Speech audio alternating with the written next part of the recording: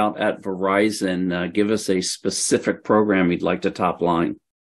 So a couple of things that we're working on right now with, you heard it earlier, it's like we talked about the network functional virtualization and moving things with SD-WAN so that people can then understand how to manage the performance of their applications. So we're working with a couple agencies on how do we then start bringing in the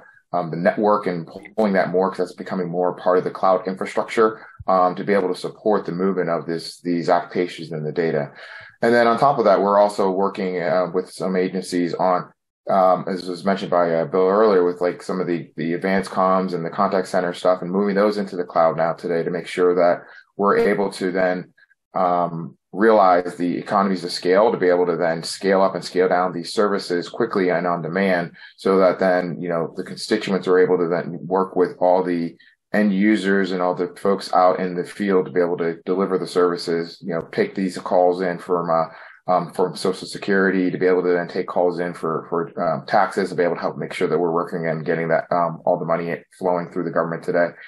So we're working to make sure that that's happening with, all the agencies. But a lot of that is really trying to make sure that that network, that underlying network, the infrastructure is there to be able to support, whether it's from the